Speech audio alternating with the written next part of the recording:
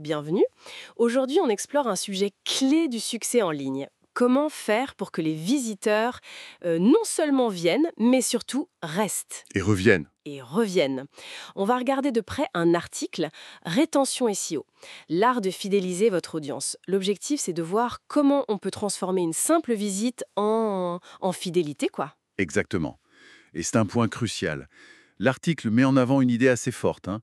Fidéliser, ça coûte beaucoup moins cher qu'acquérir de nouveaux visiteurs. L'étude citée parle de 5 à 25 fois moins cher. Ah oui, quand même. 5 à 25 fois. Oui, c'est énorme. Et puis il y a Google. Google favorise les sites qui retiennent l'attention. Clairement. L'article propose d'ailleurs une double lecture. Intéressante. Une approche très technique basée sur les chiffres, les indicateurs, et une autre plus intuitive, centrée sur l'humain. D'accord. Ce chiffre, sur le coup, déjà, ça interpelle. Mais alors, au-delà de l'argent, pourquoi c'est si important cette rétention pour le SEO? L'article parle des signaux que Google analyse. Tout à fait, les fameux signaux. Principalement, le temps passé sur le site, le dwell time, comme on dit. Le taux de rebond aussi, qui doit être bas, et le nombre de pages vues par visite. Ok, Si les gens restent longtemps, explorent, Google se dit, tiens, ce contenu est pertinent, il est de qualité. C'est là qu'intervient ce que l'article appelle l'approche conventionnelle. la partie chiffre donc. C'est ça. On vise des métriques précises. Mhm. Un taux de rebond sous 50% si possible, un temps moyen sur la session de plus de 2 minutes, plus de 3 pages vues. Bon, on suit ça avec Google Analytics, les outils classiques. D'accord, ça c'est clair, c'est mesurable. Mais l'autre approche, l'intuitive, hein, comment ça marche? C'est pas un peu flou, plus dur à optimiser? C'est une bonne question. Disons que l'approche intuitive, elle regarde au-delà des chiffres bruts. L'idée, c'est vraiment de créer une connexion dès le début. Il faut captiver par le design, une accroche, ensuite fasciner par le contenu, la façon de raconter, et enfin fidéliser, devenir la référence, le site auquel on pense direct pour un sujet. Ah oui, je vois. C'est moins un chiffre unique, c'est sûr, mais ça se voit sur la durée et sur toutes les métriques finalement. Et c'est là que ça devient super intéressant, je trouve. L'article donne des pistes concrètes pour le contenu, par exemple. Il y a le côté technique, bien répondre aux questions des gens, varier les formats, guides, vidéos, Infographie, oui. voilà.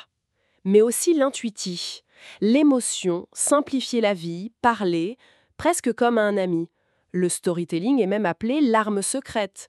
Pourquoi? C'est fort comme terme. Oui, arme secrète. C'est parce que le storytelling, ça touche plus en profondeur. L'article suggère que raconter une histoire, ça ne fait pas que créer de l'émotion. Ça structure l'info différemment. Ça aide à comprendre, à mémoriser. Hmm, intéressant. Et ça, ce sont des signaux indirects, mais très forts pour Google. Si on retient mieux, on passe plus de temps, on revient. Les faits, bon, ça marque. Mais une bonne histoire, ça reste. Je vois. L'émotion comme un levier pour que ça s'ancre mieux. C'est malin. Et l'expérience utilisateur, l'UX, elle se place où là-dedans? Ah, elle est partout, hein. C'est indissociable. Côté technique, un site rapide, évidemment. Moins de 3 secondes pour charger.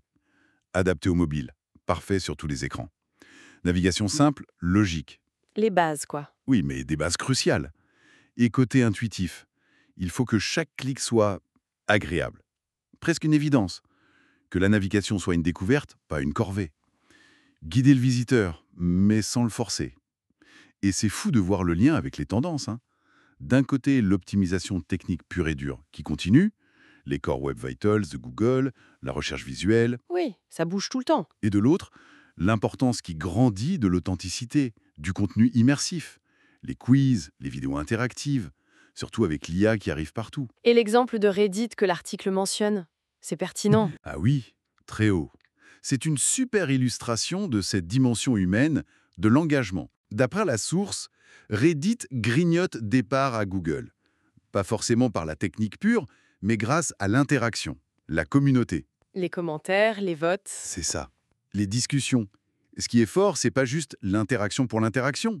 C'est que cette interaction, elle crée du contenu pertinent et un climat de confiance. Ça bouscule un peu le modèle classique du contenu expert qui descend vers l'utilisateur, tu vois.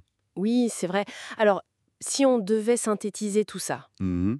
la grande leçon à retenir, Le message principal de l'article, c'est vraiment l'équilibre.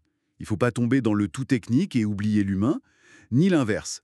Être trop intuitif et négliger les chiffres, la performance. trouver le juste milieu. Exactement.